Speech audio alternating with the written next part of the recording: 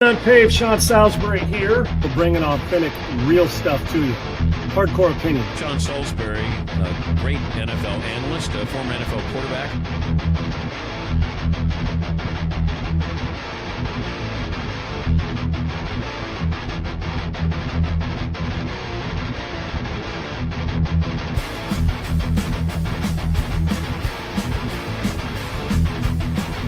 To me, Tom Brady is the GOAT because he's done more with less than any player at that position we've ever had.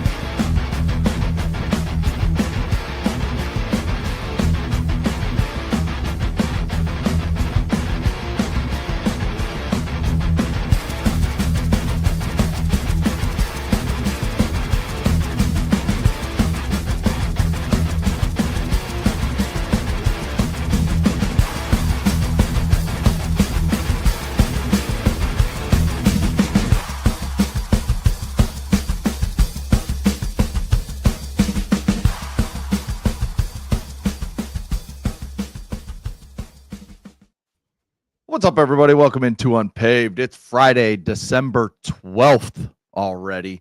Please like and subscribe to the YouTube channel at Unpaved Sean Salisbury. We got a lot to talk about today.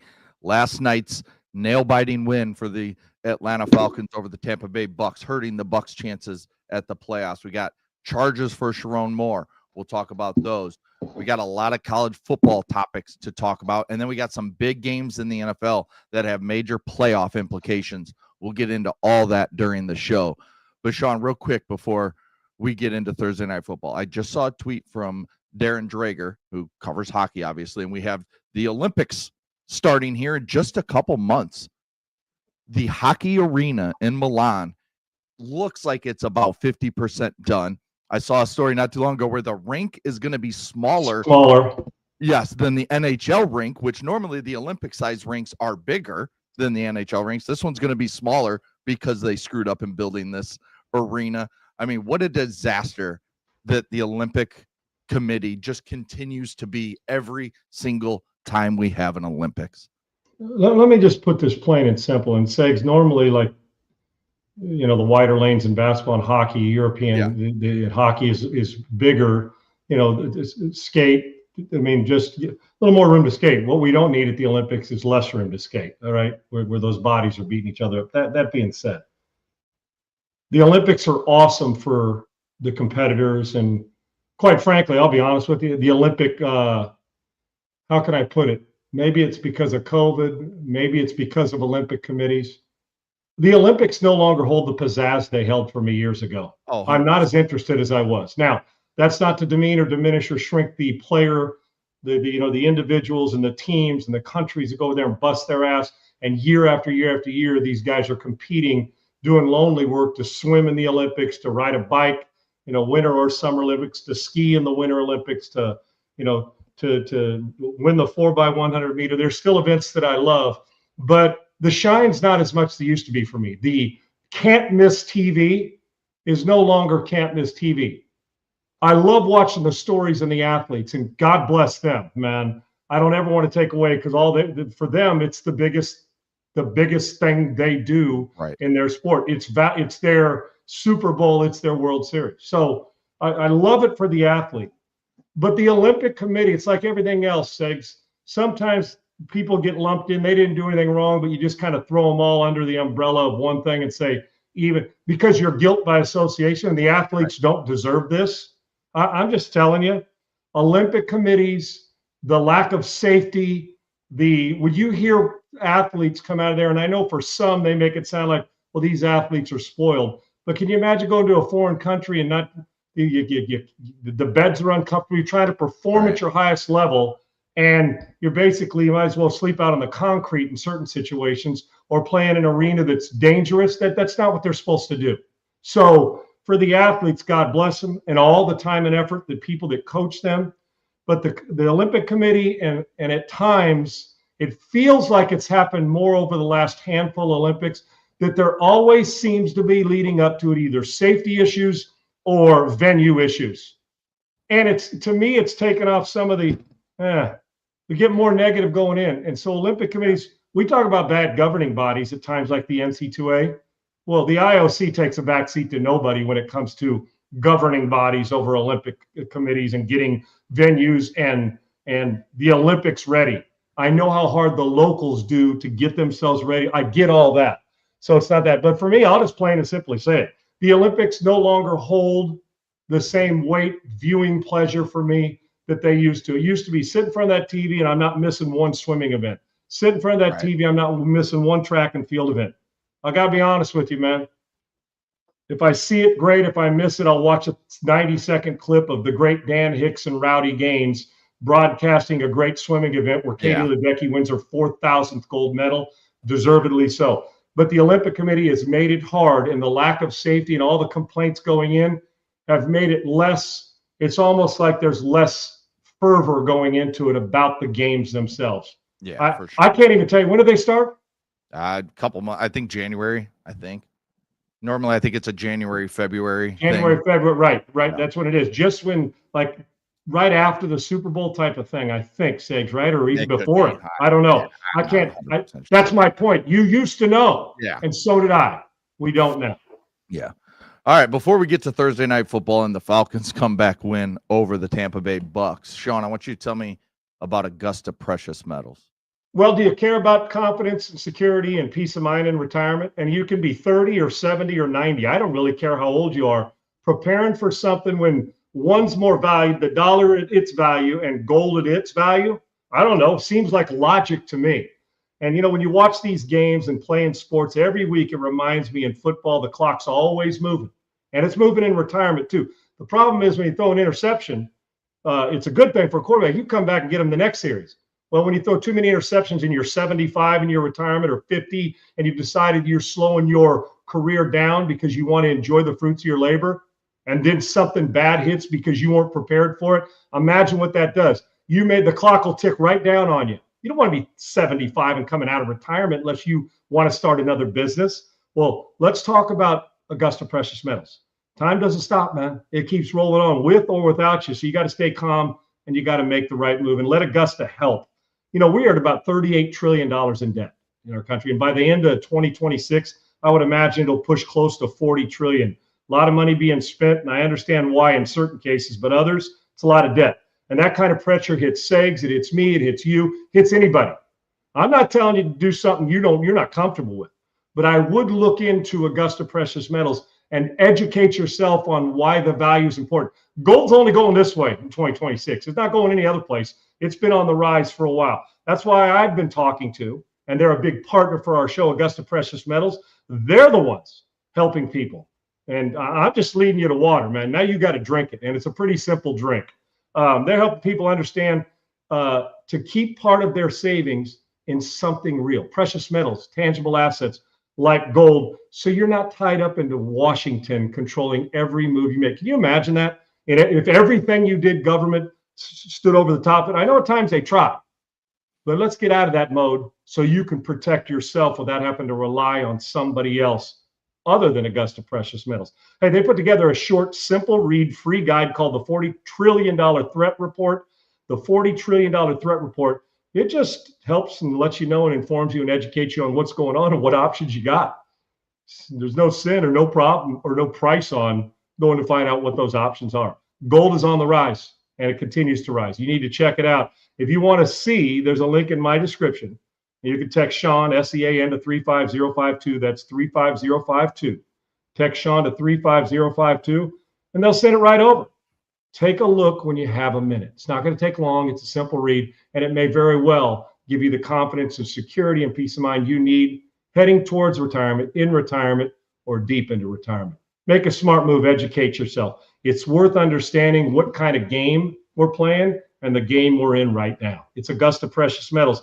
Text Sean to 35052 and get that $40 trillion threat report. Just go over it and you'll get an idea why you need Augusta Precious Metals. All right. As always, thank you to Augusta Precious Metals for being part of the Unpaved family. Sean, last night, Thursday Night Football, we thought the Bucs would come out here and beat up on the Falcons. And for the most part, they did. They were up 28-14 after an early touchdown in the fourth quarter. And then all of a sudden, here comes the Falcons. They score a touchdown, go for two, score a touchdown, go for two. So now they're down 28-26, which again, the whole 2-point thing with the analytics and everything, it just feels like sometimes in these games it's just being overthought, but that's and chasing gambling money to get you in trouble, Six. Yeah. Just like chasing points does. Yeah, I just don't get it. But then the Falcons get the ball back, go down, score or kick a last-second field goal to get the 29-28 win over the Bucs. But I thought the biggest thing coming out of this was Bucs head coach Todd Bowles. He was pissed after the game, and we have the video. So Bailey, Triple E, go ahead and roll that. And just listen to how mad Todd Bowles is, and then Sean come out and react to it. It's inexcusable. You don't make excuses. You gotta fucking care enough where the shit hurts. You gotta fucking care enough where the shit hurts. It gotta fucking mean something to you. It's more than a job. It's your fucking livelihood. How well do you know your job? How well can you do your job? Well, you can't sugarcoat that shit. It was in the fucking excusable, and there's no fucking answer for it. There's no excuse for it. That's what you tell them in the locker room. Look in the fucking mirror. Now, I will tell you, that's about as emotional as Todd Bowles gets it. He didn't even raise his voice. Had he not said a cuss word, you'd have said, "Is he really into it?" Because he was slinging F-bombs every other word. Right. Reminds me of my great coach Jerry Burns. Burnsy, his fill word was dropping the F-bomb, right? But that's Todd played Meyer. That's about as emotional as he'll get. But you could tell the anger because of the F-bombs and the time of the game. I've seen a lot of comments on Bowles and that he, was I confess somebody else did it. I'm going to hit that in a second. Last night, Segs, we finally, and we see it inconsistent, but Kyle Pitts looked like the guy I thought he was going to be coming out of the draft. I thought he was a can't-miss superstar. They had 19 penalties, I believe, Atlanta did, and still won. This will tell you something about Tampa Bay. It's not 9. I can see those F-bombs talking to your team if you had 19 penalties. I wonder what the other team, we had 19 penalties and still found a way to win. We had a 3rd and long and like a 4th and 26 or a 3rd and 26 late, and they still won. And they still had a walk-off field goal and won. Remember I said going into yesterday, Segs, the Tampa Bay Buccaneers are doing 180 degrees what they did. Not 360, folks, because 360 take you back to where you started. 180 degrees different the way they were winning early. And at that time, we said it can get you in trouble if you don't consistently play good late. Well, Baker was up and down in the game, and he's been the first half of the season, first third plus MVP. But they were winning those games. Now they're finding ways to lose them. And we said yesterday before we picked this in our bet that this team, can they prove after what happened against the Saints that they go back to with that fire in the belly, finding a way to get it done as opposed to give it away? And they haven't. The Tampa Bay Buccaneers are in big-time danger of missing these playoffs after that start. What a El Foldo that is. But the Todd Bowles situation, I'm going to give you his side of it. There comes a point in time, especially we don't see what's going on the practice field, that when this happens, all this is, Segs, is an accumulation of what's been going on for them for weeks. This isn't just because last night. Right. This was an exclamation point for last night. It's funny how some coaches will applaud for F-bombs and going off, and some were going to, nice accountability. Todd Bowles, I have zero issue as a player. I'm dead serious of him MFing us and getting after it as a player and doing that standing up there at the pulpit. That's okay. Where he missed, all he had to do was slide in my coaching staff and me as well. No problem. But the whole rant was simply, I confess these players, and it's not a lot of them, it's a couple of them. And Segs, it usually is. Mm-hmm. I've said this a million times. It usually is 1 or 2 players and 8 to 10 plays in a game that screw the whole thing up. Right. You can have 4 offensive linemen blocking. If one misses his assignment, the play is dead. You can have 10 guys run into the football and one not, and that gap he's supposed to fill or where he's supposed to be, bam, they're late, boom. So, yeah, it is inexcusable. And these players have looked like horse shit with the way they've played and their inability to close lately.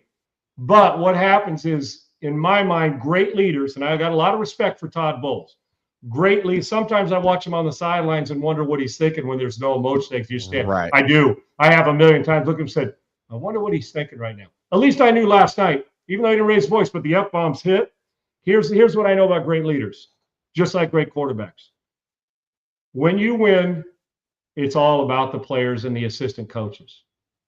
When you lose, it's all about what we got to do, not just them. Yeah. I would have better, Todd, I think would have been better served, just me.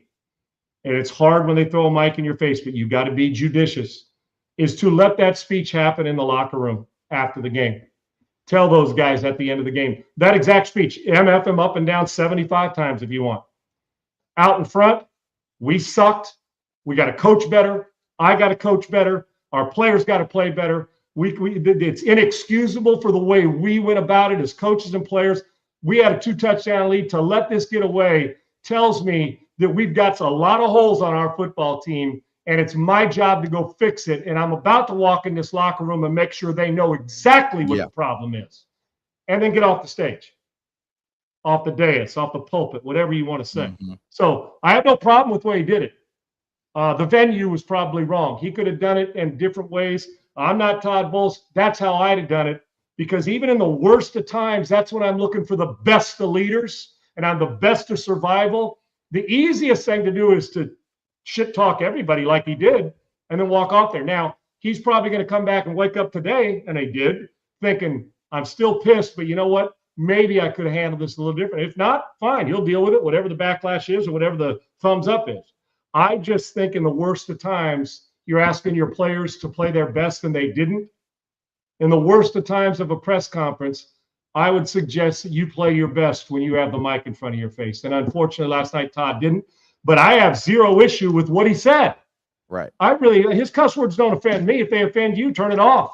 Mute the sound. But I just think when you're in a time when we have such athletes they're pussified, a lot of them, and they are sensitive and they take everything personal, that when you address them like that in public, their initial reaction is to react in well, how dare him? We had a crappy ass practice week or a horrible plan.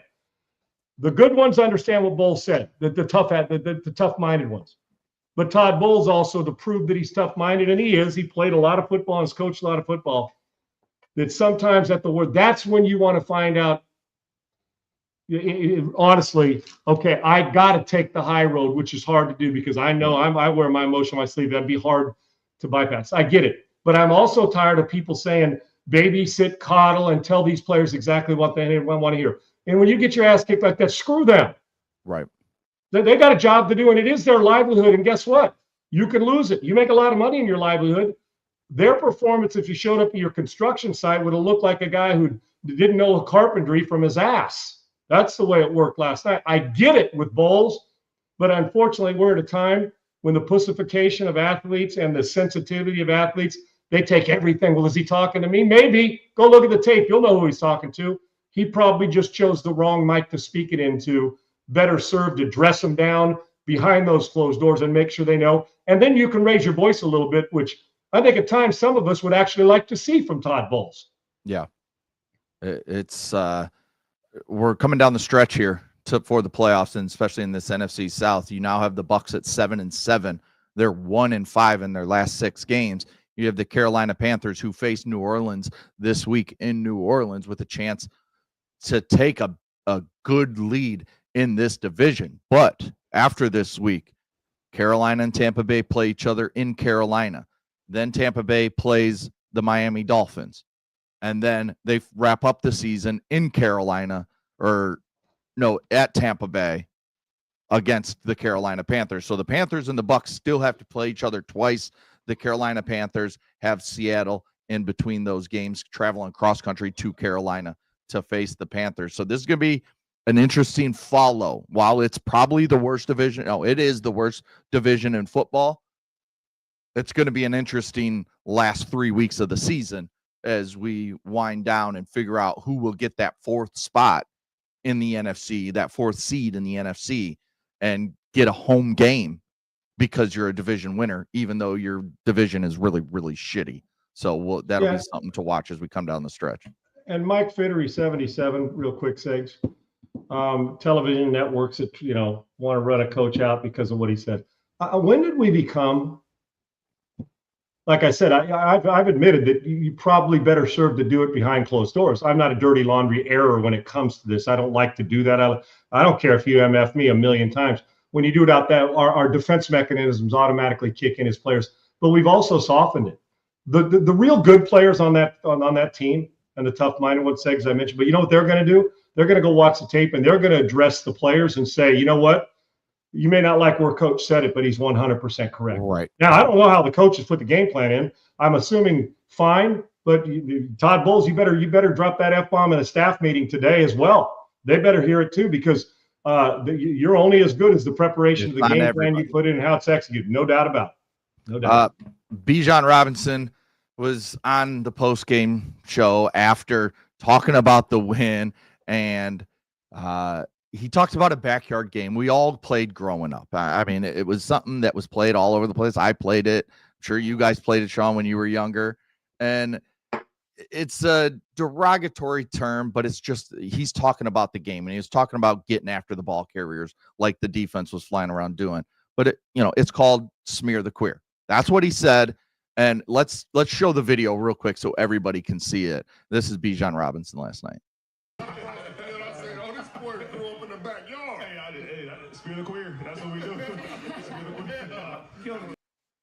So, I mean, he came out and he apologized for it. Just talking about, he was just saying the game. That's the game we played growing up. Everybody did. You can say you didn't. You can say you were woke back in the early 2000s, the 90s, everything. No, that's what the game was called. That's what it's always been called. And so I don't, I think, come out, apologize, say, hey, I didn't mean anything by it. I was just referencing the game. But do you have any problem here with Bijan Robinson? I think he was just in the moment, said it because it's the game he played growing up. And now he comes out and says this. And I think it's just, okay, done. That's yes. Listen, I would imagine some even gay people should, first off, he apologized. There'll be some that say he doesn't need to apologize. He was referencing a game that he played growing up like we all did, and that's exactly what we called it. Yep. It's just like, Sigs, when I was in high school, you people would say, oh, man, or even in college, like, oh, man, that's so gay. But you weren't referring to a gay person. It was like gay. It just kind of was the all-encompassing. That could have meant, oh, that's so gay, that's so bad, or no, we're not going there, or that drink's weak, or it referred to a lot of things. The times have changed. We are more sensitive. There is more of this. People are looking for reasons to bury people. The guy apologized. He's sitting on a set with 10 people, was referencing a game and stuff that we've all done. We evolve. The things you said in the 90s, you can't say in 2000, 2010. But the fact that we're going to make a big deal of this, and he apologized, move on. I don't know if people are or aren't. He said it. I'm sure that people in the truck were like, oh my gosh, what happened? Even though it's Thursday night, so it's cable, you're allowed to say stuff. I don't think Bijan Robinson meant that by saying, I hate gay people, or using the queer word to explain it. Bijan Robinson, I don't even think that entered his mind. I just think it was that was smear the guy who, was the one that on that particular time deserved to get worn out. And he could be the most physical macho dude on the planet. So It was a name we called it, but it didn't really refer to that in our mind. At least it didn't. No. But that was back then. Even if it did, nobody cared back then. We just laughed and moved on. People are more sensitive. I understand the sensitivity. Listen, I get it. But the guy immediately apologized. I don't think there was a vicious bone in his body when he said that. And, there's people on the set that laughed. We are way overly sensitive. He apologized and moved on. He shouldn't have to go do community service to show the world that he's he's intolerant of the Q word or gay people. I don't think anybody said it. All of us said gay people use the phrase, straight people use the phrase way back when. It was a game. And he referred to it, apologized. I think you get lost in the moment and people say stuff that, and it was an old reference game that we all played and loved to play. But it wasn't, I would not say that, for him in that moment, try and keep track of everything. It came out, it was apologetic. I'm sure that people were offended, but you and I aren't, but I'm not gay. So I can't speak for somebody who is. I just know this. Once he apologized and it felt looked heartfelt and sounded heartfelt to me. I don't see why we'd even make a bigger deal of it than that. He owes no second apology. It was a mistake. And it really was simply, and it's a great point, Mike, that was just the target. You'll hear people refer to, Segs, when it comes to betting, old school betting, will still refer to, like when a weird line comes out, they'll call it a queer line. Mm-hmm. I've heard it said on air. Yeah. And it's not a derogatory comment towards gay people. It's just that it was a strange line, a different line, or whatever, however you describe that word towards gambling is what I'm saying. And I've even, when I said, oh, that's an odd way to phrase it, even though I know what the phrasing meant towards gambling. So I listen, people can jump all over it all they meant. In my mind, let it go. He apologized. It wasn't a big deal when he said it. If it was to some, he immediately apologized. We got to have a little latitude for people that were just reference points to come back and say, you know what, man, I'm really sorry. And he did. I don't think anybody should have any hatred or anger towards Bijan Robinson. People say stuff all the time, and some don't apologize. He did. It's not that big a deal to me. Let it go. It seems like the guy's got a great heart. Is a good dude, and by all accounts, there's no intolerance here. We're dumb if we have intolerance towards him over this. Simple. So we've got the latest from TJ Watt.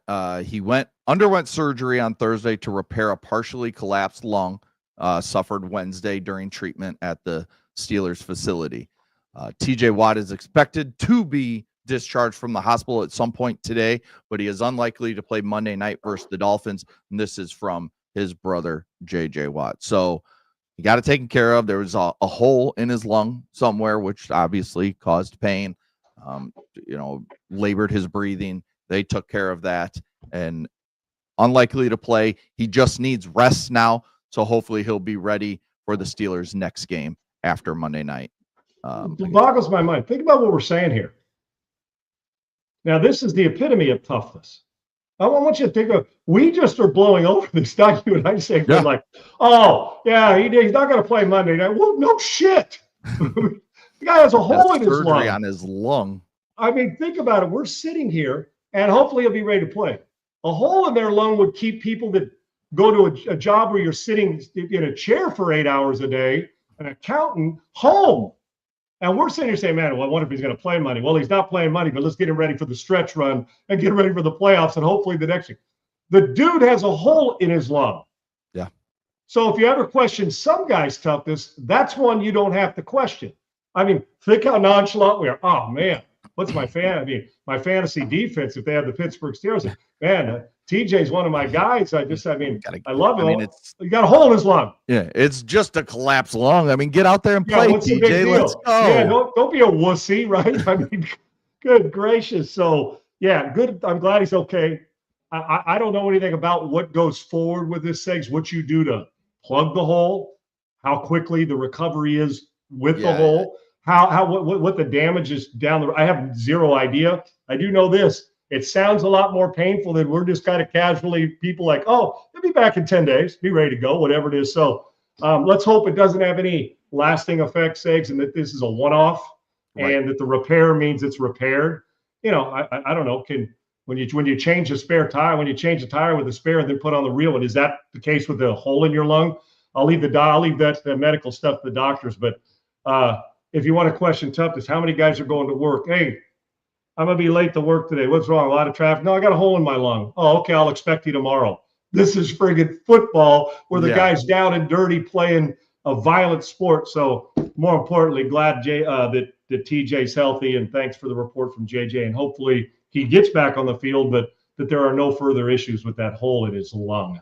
Yeah, this is it's something we don't see a lot. We did see it, remember, with not Tyrod Taylor when he was with the Chargers. Remember that? He was supposedly getting a pain shot, and the doctor screwed up and hit his lung, and his lung collapsed, had to be taken to the hospital, get it reinflated. I mean, it's just, now Herbert, and that's how Herbert became the starting quarterback. He was not supposed to start that year. It was crazy stuff. Scary situation. We have the latest. Here I thought a compound fracture that I had where the bone popped out of the skin was the end of the world, right? Nah. So kudos to those guys. You never Yeah. toughness, man. The threshold of pain for some is incredible. Yeah, it's crazy. We do have the latest in the Sharon Moore situation. He has been charged with 3 different charges: home invasion in the 3rd degree, which is a felony. It's a 3rd degree felony, punishable up to 5 years in prison and a $2,000 fine. Also charged with stalking, which is a misdemeanor, punishable by up to 1 year in jail and a $1,000 fine. And then breaking and entering, which is a misdemeanor, punishable by up to 90 days in jail and a $500 fine. He's still being held due to emotional distress, and basically he's being watched because of some of the stuff he said. He's basically under a psych hold. That's the best way to put it. 72-hour psych hold. Got to protect him from himself, Segs, because this rock bottom stuff. Yeah, it's a crazy situation, but Michigan is moving on with the coaching search, and a lot of names are popping up, Sean. A lot of names. Yeah, and there will be continue. From my vantage point, Segs, you brought this question up yesterday, just to say it again. I would think that the university and what's going on probably need to, what's the word I'm looking for? Let this play out a little bit and understand the how heightened this is before you jump in and hire another coach to come into that building. The guys when I say the big ones, the most sought after are already coaching. Yeah. We're almost at the point, for the most part, where assistants may go from a quarterback coach or a wide receiver coach to a coordinator somewhere else, or go with the coach that left. But right now, unless you're going into the guys that aren't the Urban Meyers or Nick Sabans of the world, the hot commodities are already taken. So if you're Michigan, just for optics and look alone, you got to let this breathe, in my opinion. That's just my opinion. Secondly, rock bottom's a bitch now. Yep. Even when it's self-inflicted. I know we all, and when I'm saying your rock bottom may not be what Sharon Moore's is, but we all know when we hit our rock bottom and hope you never go back, what that did to us, or what it's done to somebody close to us. I hit mine, and it all came at once. Segs, you lose your dad, you lose your home, you lose your job, you lose your paycheck, all of it, for different reasons. But it doesn't matter. I mean, the reason it matters in that life, and it matters to the women, and it matters to the university, and it matters to him. But whatever in your life you're going through rock bottom, and so there's that little bit of compassion, even with those self-inflicted, because he's battling some major demons. Segs, he's on suicide watch. To have what happened, getting fired, and then all this start to come to fruition. He was obviously, before he got fired, Segs, there were issues before this happened, leading up. I mean, it just didn't just get fired and all this came to. He was carrying around this burden for a while. I'm not a psychologist, but I can tell you, when you're going through rock bottom, it's only a matter of time when you bottom out. Yeah. And he was tempting it for way too long. From my vantage, I don't know him. I've never been around him personally, but when you go from, cheating on your wife to and your kids are watching, and you think you're beating the system, to on a national championship team, then suspension, and then possible the allegedly pregnancy and abortion. Don't know if that's true. That's what alleged. All the talk, even if none of it's true, the talk still affects that guy in rock bottom. And because people want to pile on. So while I'm not telling you to feel sorry for Sharon Moore, he made a lot of money and he self-inflicted, blew it. But look, the rock bottom, now you look at the collateral damage of his family, his wife, the girl, the people in the home that he stalked, his career. His head coaching career is going to take a long time. This absolutely has nothing to do with race, folks. It was a self-inflicted mistake, because I saw the race card being played out there too. Sharon Moore felt like he was a good football coach, or Jim Harbaugh wouldn't have hired him. But it's not about football or his next job. Right now, it's about getting him right so he doesn't go through this. So self-inflicted problems. I know people don't feel sorry for him. It's not a matter of feeling sorry for him. It's okay to have a little compassion for everybody involved, because there was no winner in this. Maybe Michigan in the end, because you're going to get a coach who's walking in with a clean conscience, you hope. But if you've been through your rock bottom, he's going through it. So piling on, that'll be up to you. But the gal, I try to leave the names out. I know who it is, but his mistress and the dad who is involved in football and scouting, the University of Michigan, him, his wife, his kids. Think about this. Isn't just his rock bottom. Now think about all the damage it's done to everybody else. Got to answer questions. So I hope he gets right, and I hope it gets cleared up, and I hope whatever time that it is that he serves his rock bottom, that this will be his come to Jesus, that he needs to get his life straightened out. And I can say it because I know what it looks like, not the way he went about it, but in my own world. And I'm sure, Seggs, you've had your moments, obviously. I know how worried I was about you during the COVID when you got sick. Right. And and it doesn't have to be anything that was rock bottom that you caused anybody else any trouble. It could be just you got sick and had to go through. Right. You're wondering if you're going to make it. Right. So all the things, and I'm not speaking for you, but I know you and I had close conversations about that, Sig. So we all go through it. So for me, I'm trying to be compassionate, understanding that to kick him in his balls while he's in his situation, probably there's going to be enough doing it. It doesn't mean you got to feel sorry for him, but you also got to realize that the collateral damage to his kids and the rest of it is something that he will never forget. Let's just hope he gets his life right. And I'm very serious about that. And it's a bummer, but it comes in bunches, Segs.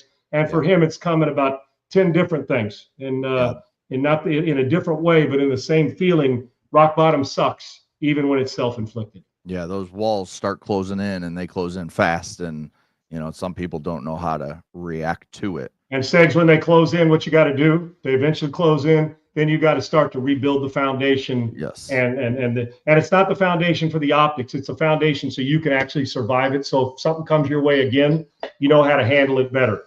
Sports, celebrity, temptation is a bad thing, man. And like I said, but there's a lot of damage done, and there's been some controversy surrounding Michigan. Segs with the sideline stuff. Michigan's been going through it for a minute now, and now Sharon Moore's going through it not only for the University of Michigan but his own life and his family's life. And in truth, if you do feel sorry for anybody, feel sorry for the collateral damage he's caused his own family, which is a bummer. 100%. And all that controversy surrounding not just football, basketball with Juwan Howard and the way all that was handled, hockey with their previous coach and the way that was all handled. They've had controversy at that university. And that's why I'm amazed sitting here today. Like, I thought we were going to come on the show today and be able to say athletic director Ward Manuel has also been fired because it's all under his watch. And the fact that he still has a job and is going to be part of this coaching search is insane to me. Now, there are some still saying that hammer is coming here in the next little bit of Ward Manuel being out. But Michigan needs to now not turn the page on that and like stay with that, but they have to look ahead to their football team, to their football coach. They're trying to keep Bryce Underwood, who is paying close attention to what's going to happen with the next coach. So let me just throw a name at you, and you give me 10 seconds on good fit, not a good fit. You don't think he'll leave, that type of thing. And these are names. Yeah, and I do want to talk about Bryce. I do want to talk about Underwood when we come out of this. We'll hit Underwood after that. These are college coaches, some involved in the NFL, some not coaching at the moment. So let me just I got 9 names. We'll fly through these. Kalen DeBoer at Alabama. Would be an upgrade. He's a good football coach. I think with 3 losses, I still don't think Alabama's secure. I think that's a name that's going to hover there until Alabama and him decide we're staying. And he does have the Midwest ties. Coached at Eastern Michigan. Was interested in that job originally. Yes, yeah. And wanted the job when Sharon Moore got it. It was the timing thing where Alabama offered Michigan. Jim Harbaugh had not left yet to go to the Chargers, so he took the Alabama job, not knowing if Michigan would open.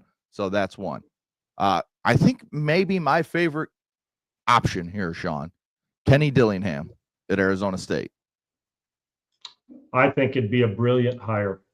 Maybe, just maybe, Segs, the reason Levitt and the other guys are leaving and Kenny has been so complimentary to them, and he's taken the high road about guys transferring from his program. And he's young. He's won. He's got to a playoff. Yep. And it seems like he comes with a clean slate, which says they're going to be vetted in this. The next head coach is going to be vetted because of what happened with this situation and what's been going on at Michigan. So you're going to have to come pure as the driven snow. I maybe, just maybe, that his eyes have been on this, even though Arizona State's his alma mater. I think it'd be a great hire. And if you're the quarterback, stick around. This guy knows how to maximize your quarterback position. Big consideration. As college football coaches go. I love him. Yeah, the youth, the building that program up into a college football playoff team, even though it was for one season, he's got big time quarterbacks to come there and lifted them up, and they've moved on to bigger and better things. And that's part of being at a program like Arizona State, where you may not get to keep them, but you got to keep building. And he does that. Now, if you go to Michigan and you get a Sam Levitt, a Jaden Daniels, a Bryce Underwood, they stay and you build them to pros, and they leave from Michigan to the pros. He's got a better chance to win a national title at Michigan than he does at Arizona State. Simple. 100%. And that's what I think it would take for Kenny Dillingham to leave his alma mater, is one of the major marquee programs in college football that comes calling and gives you everything you want. Let's go Lincoln Riley, USC. He's just being mentioned, so that's why I'm throwing him in there. I know I've kind of joked about it, but everywhere I look, every little board you see, guys talking, Lincoln Riley's name always gets brought up at least. So it's an interesting name that maybe something is happening behind the scenes. A lot of respect for Michigan. You know that, Segs. Hold him in high regard. He'd be an absolute nut job to leave SC to go to Michigan. He doesn't have to go. He's got a clear situation. That's the number one recruiting class. Why? Well, then you love chaos. Right. Did you like to run into problems? I know that there's some guys that are fixers. That's too much baggage from Michigan for Lincoln, not the other way around. Yeah. He'd be nuts. While all the talk's there's not enough money to get him to, in my opinion, unless he gets fired from SC, he'd be nuts to leave that job and go to Michigan. He's got just as good a chance as Michigan does right now to win at SC. Maybe better because it's a clearer slate. No way would I leave. Yeah, it would be shocking higher if that did happen. All right, let's go to two guys that have just gotten extensions. Clark Lee at Vanderbilt. Doesn't leave for Penn State, but Michigan, I mean, to me, it's a different tier. It's Penn State's one tier down, Michigan's up. I mean, this is a big time job that you leave Vanderbilt for. He's the type of coach that defensive minded, kind of fits that Big Ten style of, defense, run the ball, but he's also found Diego Pavia and built him into a Heisman finalist, which we'll talk about at some point today, of the finalists being named. So what do you think about Clark Lee? I think that he would be a great hire. I love his commitment to Vanderbilt. Vanderbilt would have to understand if he took the Michigan job. For him, to me, I mean, if he stays at Vanderbilt and they offer him the job and he turns it down, that'll speak volumes on both the character of Coach Lee and the Michigan situation and what it's in. Better chance to win it at Michigan than Vanderbilt? Yes.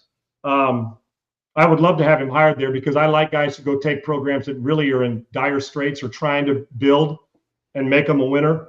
He'd be a great hire. There's a big part of me that feels like he's committed to Vanderbilt. It would have to be he would have to sift through all the crap that Vanderbilt doesn't give him that Michigan would right now. Yeah. And then the other one who has signed an extension, Eli Drinkwitz at Mizzou. At some point in time, Segs, you would think that he's going to take the next step, right? To somewhere else. Right. Because my question is, was he truly offered the other gigs or were they just flirting with him? Like, was he offered Penn State? I mean, we hear it, but I'm talking about where they said, here's what you're going to get, and here's how much money we'll offer you, and here's the years, and here's the NIL, all that. I don't know how, with respect to Missouri, and even with the chaos, that if you offer Eli Drinkwitz this gig, and it can go the same for Vanderbilt, and say, here's this 8 years, 80 million, whatever it is, and $9 million a year, whatever it is, how you can turn it down. Because if you turn this down, I almost feel like you're committing that Missouri's your place to stay as long as they'll have you. And those guys do exist. They're not rampant, but they do exist. Yeah. If I'm him, I take the gig because, again, he's not going to win a national championship at Missouri. I love him, but then again, it comes with this, 9 wins at Missouri, contract extension. 9 wins at Michigan, you get fired 3 years later. Right. Tougher sledding, even though one's the SEC, I get it.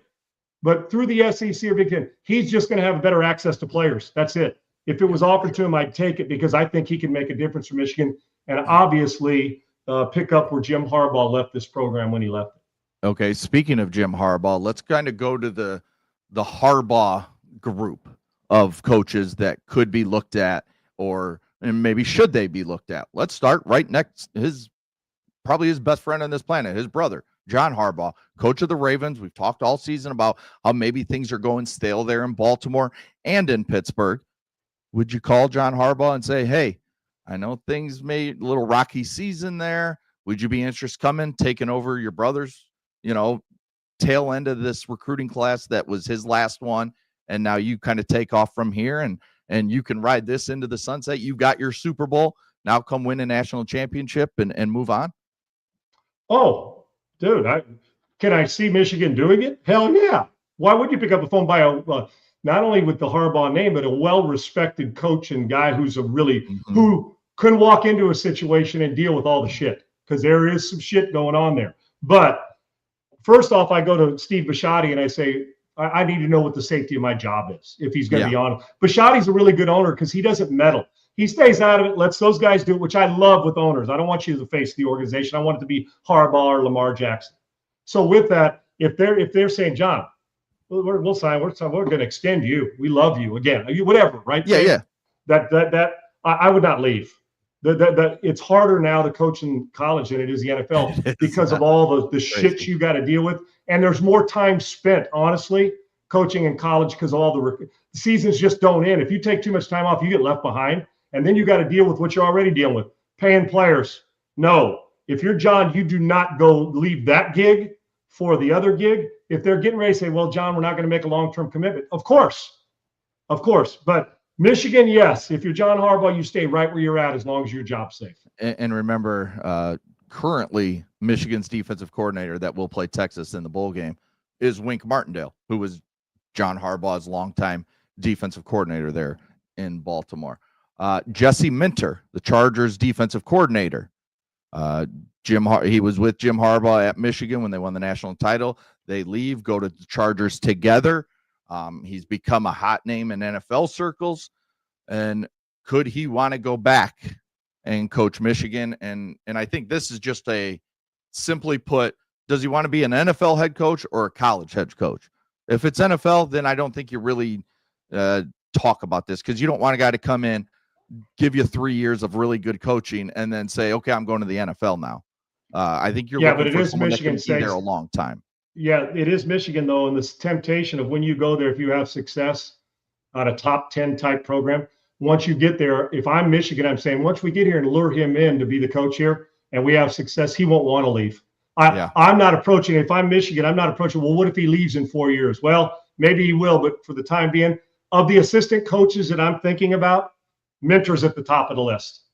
It's recent. He's been there. The ring they have on their finger, Minter was a big part of it. Obviously, Jim, he'd come highly regarded from Jim or anybody else that suggested him. That Jim and John Harbaugh, that whole thing's kind of incestual. Wink goes here, somebody goes there, this guy goes here, Mentor's here, McDonald. But they know how to win.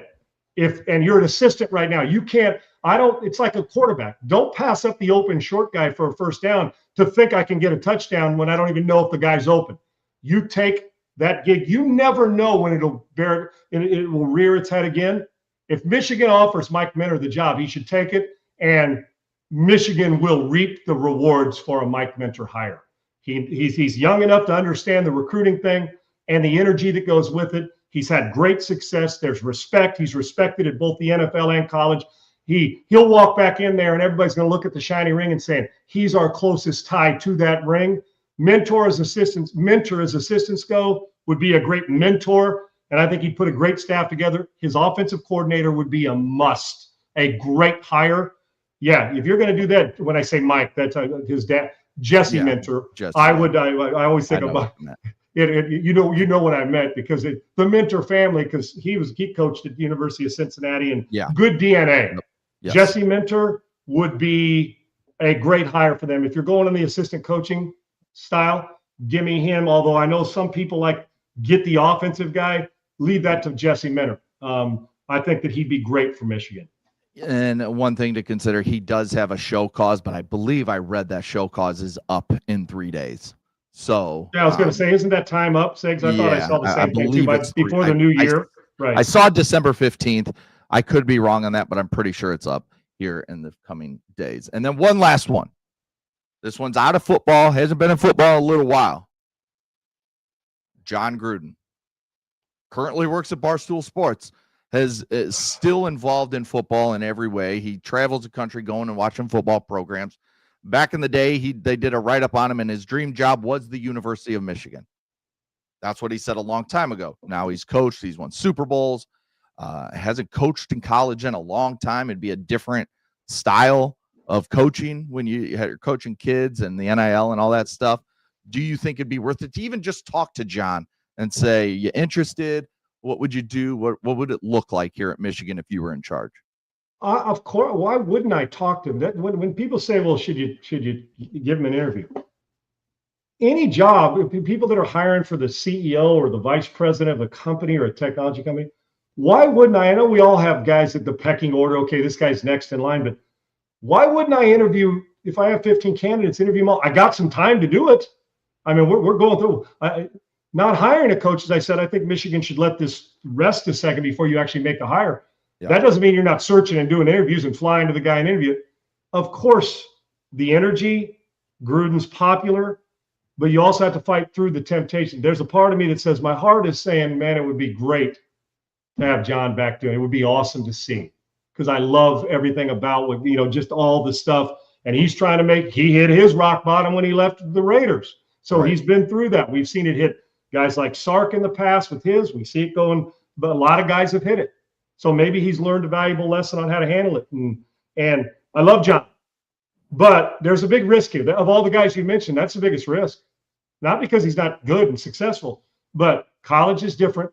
Gruden is still old school, even though he's Barstool and doing it. He still has that, me paying this guy to go play football when there is he out of that mentality? So yeah, I want to go. I probe and find out. Of course I would. It's John Gruden. He's had great success, broadcasting, coaching, and he'd come back with fire in his belly. And I think he would take this job extremely serious, but you also have to take into consideration, would this be a stop John wants to stay at, just like you were mentioning right. for other guys? I think it would. It's Michigan. I would interview him, but I have to do a deep dive into it. I don't think that's going to happen, Segs. I think the removal from college has been a long time, although I would, as the AD or the president, say, let's just bring him in and see where John's head is. Why wouldn't you? You may discover a gem that was a gem at one point, went through his time and come on back, but there'll be plenty that think that John's doing just great where he's at, not Michigan. I'd love to see it. I don't think you're going to. Bryce Underwood, what should his thoughts be with this situation going on? If you were, just got paid all that money from Michigan, you're from Belleville, Michigan, which is not far from Ann Arbor. Michigan gets Belleville kids all the time from that high school. In fact, he's got multiple teammates on Michigan right now from his high school teams. What would you be thinking if you're Bryce Underwood right now watching this? Are you just looking to see who the next head coach is and coming in with the offensive mindset? Who's my quarterback coach going to be? Who am I going to be working with day to day to get better, to get myself ready for the NFL in a few years? Of course I would. And no, Bryce Underwood doesn't deserve the opportunity to go to the AD and say, hey, here's who I want. Right. He doesn't have enough skin in the game to do that. I mean, I guarantee there's some out there that will suggest it. Listen, Bryce Underwood didn't play well. His skill set is through the roof. Yes. His skill set is through the roof. I thought he was underutilized the right way. I don't think they coached it right and called plays right off it. I just don't. I think it could have. I would have used his skills different and maximized his legs as much as his arm. I think they held that back. And when they needed him, I think that you put more pressure on a kid because he hasn't seen it enough. Now, with that, I don't need him to comment on this. I got. If I'm at University of Michigan, I know it's the portal and everybody comments. I don't need. Well, I'm looking at the situation. Of course, you're looking at the situation. To me, it just says, are you all in? And I already know this. He's easy to talk out of a situation. He's proven that. When it comes to dollar signs, LSU had him dead to rights. $12 million got him to Michigan. No former player, no legacy. His pops didn't play there. No member of his family. The guy went to Michigan because the money was bigger, and he got talked out of his commitment to LSU at the last minute. So I know, listen, are you asking me if somebody offered him $1 million more, would he go play at UCLA? Man, I'm not comparing him to the Nico situation. Do I think that it's real with a coaching leaving that he could go? Yeah, I absolutely do, because he's already proven that he can be talked out of a commitment. Now, would it be great to you talking if I'm coaching? I would love to coach the kid because I'm starting off with a superstar. Now we can just polish up the mechanics and get going. I just don't like him to comment on this because if I'm Michigan I want to know he's all in. Right. Even if he's not, then make the decision in private. Do it in silence. Once it's done, if you say I don't like it, say, you know what? This doesn't match up with my skill set. I'm going to go where so-and-so goes. I'm going to Lane Kiffin. Whatever it is, fine. I just don't think why he has to comment on it. Bryce Underwood needs to spend more time working on his game right now than talking about it. Because right now, there are going to be some say enormous talent underachieved. Now, I think part of the offense was part of that as well. Yeah. Because I think, like I said, I think I could take him to being a dominant, not me, but Michigan. Maybe me too. He's that talented. Just get out of his way and coach him right. I think that, yeah, and if you're the coach, one of your number one things is to make sure 19 wants to be a part of it. No doubt. I just don't understand why he needs to be discussing this. We know that you're going to be considering. And what this does is open up a can of worms for me and other players to say, he wasn't committed to LSU. Obviously, he could be bought by Michigan. Can he be bought by LSU to go back home? Right. If you're LSU, why wouldn't you do this? Well, why wouldn't you jump in on him? He already wanted to go there. And now you got a coach who's going to maximize you. I can already tell you that. Charlie and Lane. Mm-hmm. Why wouldn't you and if you're LSU, you tell me you're not hanging in the weeds waiting to pounce? I would. And especially when I see this, which tells me he's not all in. It's not Michigan. He's not doing it for that M right there. He's doing it for who the coaches that can elevate his game. And I get it, but if you're Michigan, I wouldn't get too comfortable right now thinking Bryce Underwood's all in. Yeah. Judging from the decisions he's made in the past.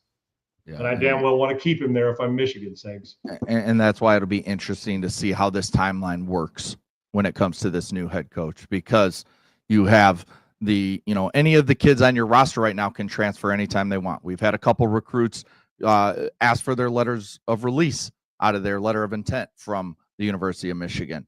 Now, we'll see if that continues or if kids are waiting to see, because I think it's a month after a coach is fired that you have a month, I think, to get out if you want. And the kids should be able to leave, Sags, when a coach is moving on. 100%.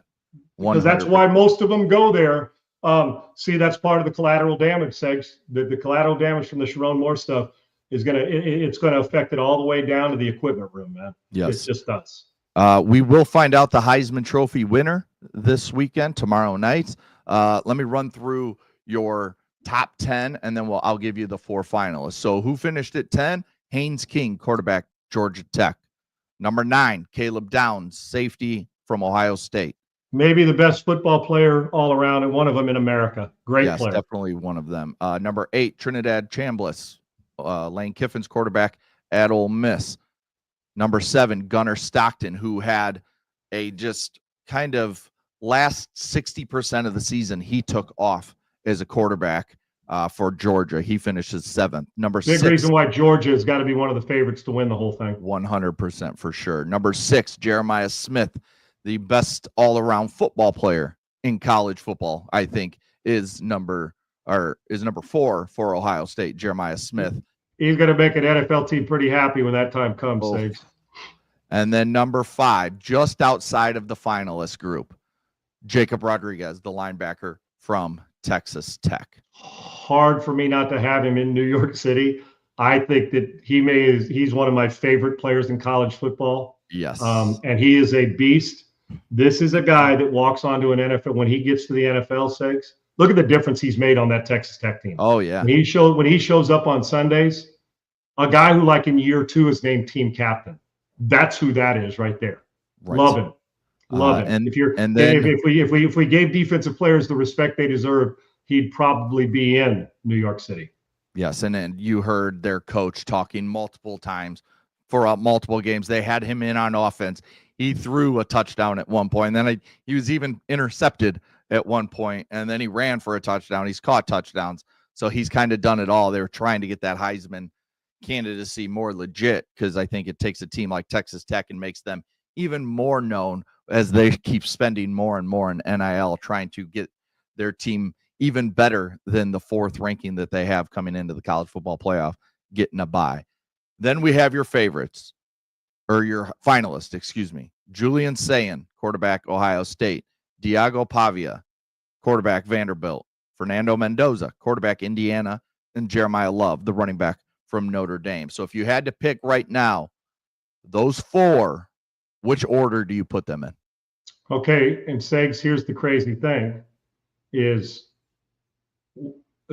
whether there's criteria or there's a protocol, like here's the things you judge the Heisman on. Some people are going to judge it otherwise. Yes. One of them for me is, and I don't even know if it's in it, probably is, I don't have a Heisman vote, wish I did, is it the impact that, and take his age, whatever you want. And I get that that's going to work against him. It just is, Segs. You and I both know more than likely. But his impact at Vanderbilt, what he's done for that university, that's a Heisman Trophy winner alone. And he's been productive. I don't think he's going to win it. I think he's going to finish second. I think Love is going to finish third. Sayin is going to finish fourth. Okay. And Fernando Mendoza is going to win the Heisman Trophy. And should. If I was voting, Mendoza would be the first pick. Love's a beast and a great football player. And you say, well, Sayin number one, or well, what, the number 2 team in the country, Segs? Is that Ohio State right now, right? Yeah. Number 2, Sayin, what grade's Sayin in? Sophomore, I believe. And freshmen win the Heisman, redshirt. I get it. So that's not the point is that has he done enough to bypass Pavia, considering the impact of the university on the reigning national champion? He's had a great, listen, if I'm not mistaken, he's a kid like a Rancho Bernardo, that area, like San Diego kid. He's from my neck of the woods, not far. So like in the like Mount Carmel, in that area, Segs, Rancho Bernardo, North County, San Diego, I think. And I heard people talking about him that my buddies that cover high school football, I'm pretty sure. So he went to Carlsbad High School. There you go. Okay, right on the beat. Carlsbad is the North County where Glenn Kozlowski, who played at BYU years ago with McMahon, that Carlsbad would be about 15 miles. It's right on the coast. Okay. My school would be about 15 to 18 miles inland from Carlsbad. So it's near Del Mar and Carlsbad and that area, Seg. So a lot of good players and a lot of good football being played down there. So, and a buddy of mine who went to my high school, watches high school football and covers it all the time, has mentioned his name when he was in high school. So, but you're not winning the Heisman for high school. So I've followed his career.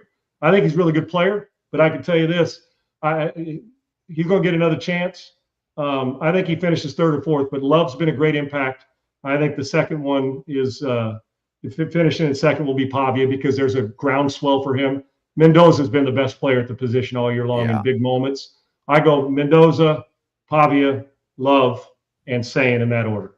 Yeah, I would have it almost the same. I'd switch Sayin and Love, just those 3-4 guys, switching them. But I think Mendoza and Pavia are your 1 and 2, and then Sayin and Love finishing third and fourth, in whichever way you want it. I think the first 2 I think are set. I think we're right on those with. And there you made that Segs. It's such a quarterback award now. Yes, a lot of times that in Love may end up fourth, but the first 2 I think are pretty well set. The question is, will Pavia be able to overtake Mendoza this late? We'll see. Votes are all in, so we'll see.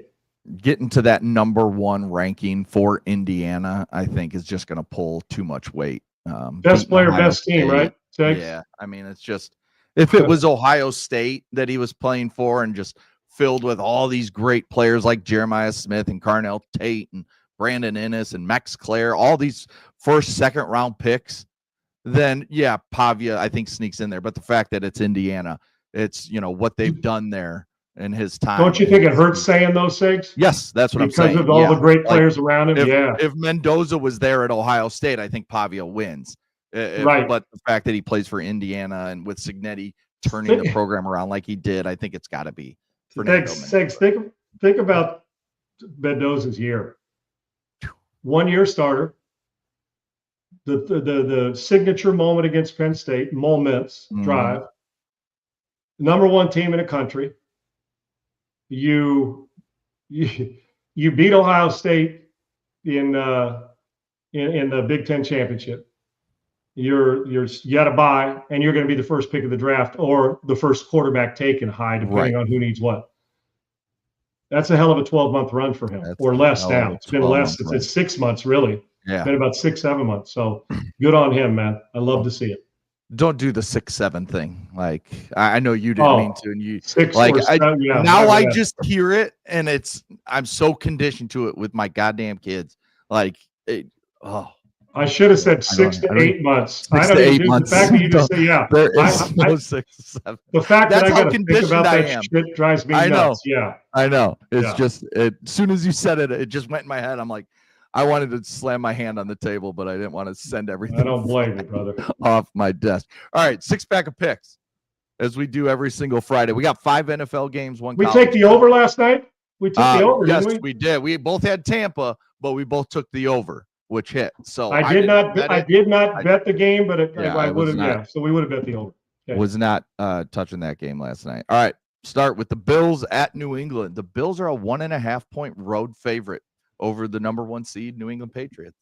Patriots beat them once, tough to beat them twice. Josh Allen playing at a high level. I think this is a field goal game, but I'm going with the Bills on the road. Beat them in their building. As much as I love New England, give me Buffalo. I'm taking the Patriots. I think that 49.5, I would take the under. I think we're looking at like a 24-20 type game, somewhere along the lines. But give me New England and give me the 1.5. I'll take the points just because it's very little. Chargers at Chiefs. Chiefs minus 5.5. We've seen what they've been doing lately. They are at home. That feels like a big number against the Chargers, who've been playing good football, but only a 41.5 point total. What you like here? Yeah, to me, this seems like a lot of points. I know the respect for Kansas City on their late season year after year, but this ain't last year and it's not 3 years ago. I don't think the Chiefs are good enough to beat the Chargers by 5.5 points right now, the way they're playing. Right. They obviously do. I'm taking the Chargers to get inside the number. You're giving me those points, I'll take them.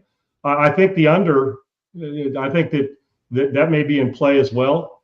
I like the way the Chargers gutted it out this past week. I don't like the Chiefs where they are right now. You give me, and all the talk may get them playing. I'm going to go with my hometown. I'm going, when they were the San Diego Chargers. I'm going with Chargers, and you give me those points. That's too much. If it was 5 or 4.5 maybe, but the hook says Chargers for me. Yeah, I got the Chargers, and I'm taking the over. I think the Chargers are a better team anyway, Segs. Yes, I do too. I do too. Even with all the injuries that the Chargers have, I still think they're a better football team. All right, the Colts with Phillip Rivers trying to play quarterback possibly this Sunday. We don't know if he will, but they are going out to Seattle to face Mike McDonald's defense, which is flying around. The Seahawks are a 13.5 point favorite. That tells you how much losing Daniel Jones hurt the Indianapolis Colts, and the over-under is just 42.5 on a 13.5 spread. Who you like in this one? And the Seahawks bring it, dude, defensively. They're well coached. That Darnold has had a good year. This line is huge, and exactly why I'm taking the Seahawks. At home, hard building to play in. Not enough time for either Rivers or Riley Leonard, I don't think. Even though then I understand, the injury when it happened to Daniel Jones. I think this is a one-sided game, and it's weird. We're saying a one-sided game about a team that was the best team in the AFC a month ago. Seahawks. Yeah. Aside from the Rams, the Seahawks, may very well be the best team in the NFC. I think this is a blowout, and I'm going to ride with what Vegas is saying. Give me the Seahawks. Yeah, I'm taking Seahawks in the under. I like the under in this game. Packers minus 2.5 on the road at the Denver Broncos. Another top team in the AFC, a home dog. So who you like in this game? I like the under at 42.5, but both defenses pretty stout. Broncos a really good defense. There's going to be a lot of pressure getting after the quarterback. I don't think I'd touch this because you're talking about going into Denver, and the Packers are 2.5 point favorites. A road favorite in Denver in December seems odd. To me, the safer bet is the Broncos, and the Packers are playing really good football. I like the under in the game, Segs, so give me that one. And I think that I almost feel like I could take the Broncos at home in this and come away with a money line win, but I'm going 42.5. Respect for both teams. Both will be dangerous in the postseason. Quarterback play will, and do you trust Bo Nix right now? I do trust their defense. Give me the under on both both sides. I like the under in the game. Yeah, I think if I was going to bet this game, I'd probably take Broncos money line just because it's in Denver in December. Everything you said, and it just feels like Denver loves to pressure the quarterback, and I feel like, you can force Love into some throws that, now if you give him time like the Bears did, he'll pick you apart with deep, explosive plays. But Denver doesn't do what the Bears do. They're the exact opposite. They get after the quarterback better than anyone in football as a unit. You let Jordan Love set his feet, he's going to just he'll Yes. throw for 350 on your ass. So he's a good player. Yeah, if I was going to touch, I would say Denver money line just because they're at home and playing in December, and they're playing damn good football on the defensive side of the ball. This feels like a snowy fist fight, Segs. Like a 17-14, 17-16, like 20-16. Yeah, just right. No question. Both teams kick 3 field goals and you get 1 touchdown type of thing. Yeah, and agreed. To be honest, who doesn't turn the ball over, or who turns the ball over less? I mean, is it Bo Nix or Jordan Love? I don't know how much you can really trust either of them when they're being pressured. So that's also another reason I'd probably just stay away from this game. But if I had to choose, I'd take Denver. All right, Lions at Rams, a very good game this weekend. Rams a 6-point favorite. Now, all the other games, low 40s besides that Buffalo, New England. A 54.5, and offense is going to be massive in this game. 37-30, 37-33. Yep. Give me the over. Yeah, give me the over. I really don't know, Segs, Lions-wise, what we're going to see on 4th down. I really don't. I'm sitting here like, well, what am I going to see from these guys? I do know this. They can get in the end zone. Both teams can. Both quarterbacks know how to play at a high level. Obviously, even though it's been a minute, Jared Goff still has, I'm sure some feelings about the Rams situation. Everybody carries that when a team quit on you. The Rams don't care. They won a Super Bowl. Both offenses explosive. Give me the over on this game. I think this game is in the 60s and possibly pushing the 70s. Yeah, I'm with you on the over too. I would take the Rams. Right now, I'm more confident in Sean McVay than I am Dan Campbell. And I feel like he's pushing all the right buttons besides that one game where Stafford struggled. Other than that, Stafford's been the best quarterback in the league, kind of by a full tier by himself. So I would say, give me that. And then one of the best games we get every single year just because of the atmosphere. Army-Navy, 6.5 for Navy. They are the favorite. A 38.5 over-under, which, there's not a lot of points in this game because they're doing that wing T, triple option, all that crazy stuff. The game rolls fast, too, because they run the football. Quick. So 38.5. I like Navy minus the points. They're playing good football right now. And give me the under. Navy's obviously the choice, but I'll never choose Navy against Army. My dad's 82nd Airborne Army. Yeah. I always choose them, even if they were 35-point dogs, dude. I'll take my in my feels respect for this game. I have not been to this game in person. I know but I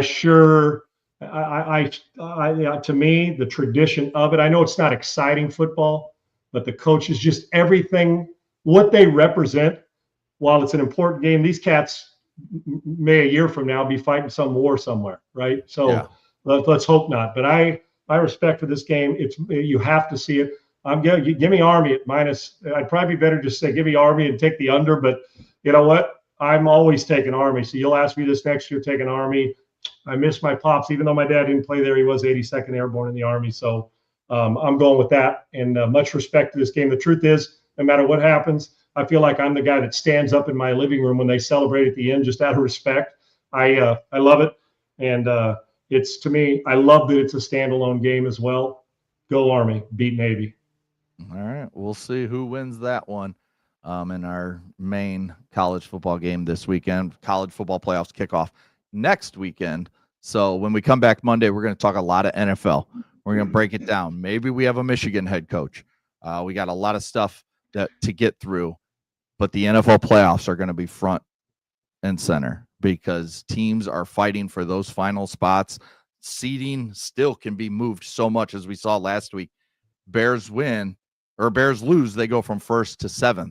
Now, if the Packers go and lose in Denver and the Bears win against Cleveland, they're back up in the top 3 of the NFC. So The seating is still not set, nearly set. So we got a lot to look forward to come Monday. But enjoy your weekends. It's going to be fun. You too, brother. It's going to be freezing here. Good luck to those Heisman guys. You stay warm. And it was a great week. And to our listeners and our followers and all the people who are part of this, we appreciate you. Like, subscribe, tell all your friends. We're eternally grateful for it. I mean that sincerely. There's a lot of crap that goes on in the world, but for an hour and 15 minutes a day, we get to have a blast with you guys. So thank you. Yes, for sure. We don't take it lightly. Like he said, please like and subscribe to the YouTube channel at Unpaved Sean Salisbury. Get notifications of when we go live every single day, Monday through Friday at 1 p.m. Eastern, noon Central. We'll be back Monday with Coach JB, who will be fired up as always, and you never know what he's. I'll guarantee JB has something to say about the Todd Bowles thing, even though he said it on his show, on our show. Guarantee, because I have a hunch whose side he's on this too. The coach.